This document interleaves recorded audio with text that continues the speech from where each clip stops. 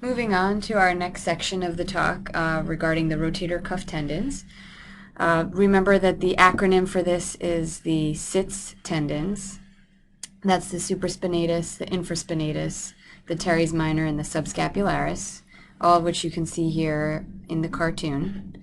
And the subscapularis tendon is delineated here in the front, running anterior in the shoulder and attaching to the lesser tuberosity.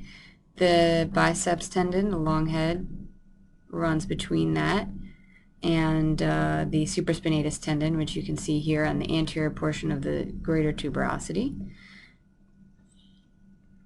Confluent with that is the infraspinatus tendon, and very posterior is the teres minor. On evaluation of rotator cuff pathology, the history and physical exam, you're going to often notice a trauma, especially for younger patients, and this may be related to sporting activity or falls. In older patients, however, there may not be acute trauma. It may be very minimal trauma. It may be picking up a grandchild, or there may be no trauma history at all. And this is because of mild rotator cuff degeneration over time, which diminishes the blood supply and therefore the tendon quality, and that can be the factor for low energy tears in the older patient.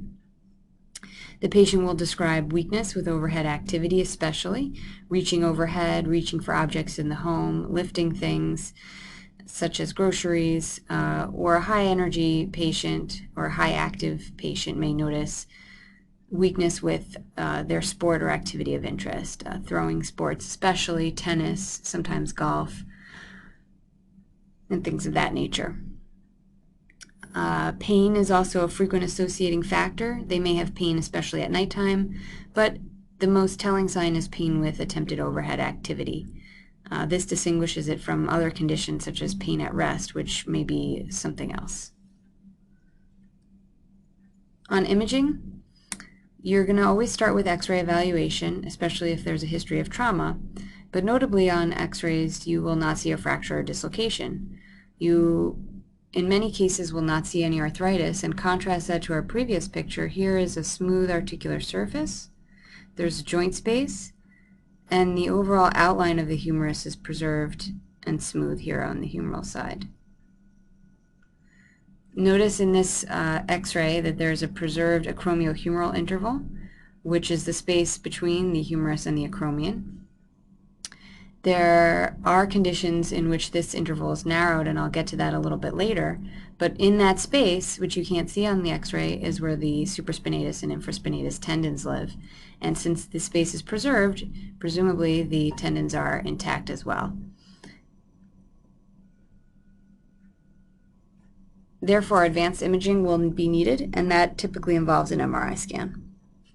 An MRI scan, what you're going to be looking for is the tear size, where the tear puts the tendons, and that's known as retraction. So is the tendon edge just sitting at the tear site? Is the tendon edge retracted medially? And if so, how far medially? Is it 1 centimeter medial to the articular surface? Is it beyond the articular surface to the glenohumeral joint, or is it retracted way beyond the glenohumeral joint, medial to the glenoid vault? And the final thing you're going to note on MRI scan is the tendon quality. Is the tissue have any degeneration? Has atrophy occurred? Atrophy is a sign of fatty infiltration, and this occurs over time, and it gives you a sense of the tendon quality and whether the tear is fixable. Here's a representative image of an MRI scan. You're looking at a T2 coronal MRI scan. You can see here that the tendon is outlined in dark black. However, here the tendon stops and it's replaced by fluid. And this is typically what one slice of a tear will look like. Here's the lower edge of the tendon. So you would describe this as a full thickness tear of the supraspinatus tendon, and it's retracted to the level of the articular surface. And that would be the most descriptive evidence for that. In terms of tear size, that's determined based on serial slices of the MRI scan. So the MRI basically takes a picture of the rotator cuff every several millimeters, and that's determined by the cut thickness or the MRI scan, but every several millimeters is taking a picture. And if you count how many times the tear appears on sequential pictures, you can then add up the tear size in terms of antero-posterior diameter of the tear. Tendon quality would be identified on the sagittal views, and that would be, again, looking for fatty infiltration of the tendon, which shows up as white streaks in the tendon, essentially as fat. Treatment options for rotator cuff tears include non-operative and operative treatment options. In terms of avoiding surgery, you have three main tools, and those involve anti-inflammatory medication, if the patient is able to take them, physical therapy program, and that is done to strengthen the other muscles around the shoulder. Actually, it does not strengthen the torn tendon because the torn tendon cannot be activated if it is not attached to the humerus. The other modality to treat rotator cuff tears non-operatively involves a cortisone injection, and that's a subacromial cortisone injection, meaning that it goes below the acromion into the bursa just above the rotator cuff area, and it's done to cool down inflammation. Cortisone injection does not heal the tear, but it makes the tear more tolerable. And many patients can live with a rotator cuff tear as long as their pain level is low. If their pain is controlled, many patients with a small tear may choose to live with it. However, if they cannot complete their activities of daily living, they have weakness, they have persistent pain that is not permanently controlled by the cortisone injection, they will then ask about surgical intervention. In terms of surgical intervention, what you're actually going to do is repair the rotator cuff. We use stitches passed through the tendons, and then we tack it down to the arm bone, typically using plastic suture anchors. In the past, the original suture anchors were made of metal. It can be done open or arthroscopically, and in the open method, an incision is made over the shoulder and dissection is carried down through the deltoid muscle, and the tendons are directly visualized. In arthroscopy, a camera is put into the shoulder joint and also above the shoulder joint into the subacromial space, and fluid is pumped through the shoulder in order to expand the area, and that gives you good visualization. The rest of the surgery is then done through small cannulas or poke hole incisions, and specialized instruments are used to pass suture and to place the anchors. Here is an arthroscopic image looking at a torn rotator cuff. This anatomy is the same, obviously, as the open anatomy. However, it can look very different under the camera. And so here's the rotator cuff edge, and here is the humerus bone here. So again, here's the undersurface of the rotator cuff tendon, which is torn, and it should be attached to the greater tuberosity. These stitches are then passed through the rotator cuff. Each one of these is a fiber wire suture passed through the tendon, and then the knots are tied here. Each one has a knot, and that because these suture limbs are threaded through a suture anchor down here that's already been tacked into the arm bone.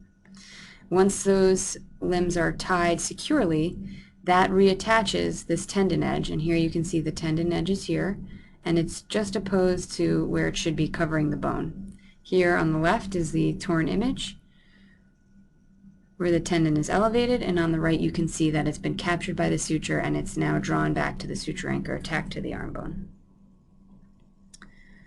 And you can do a variety of repair methods, which you'll see in the OR, and those are single row, or in this case this is a double row, which involves a knot here, and the sutures are then taken back in a crisscross fashion through a second row of anchors out laterally.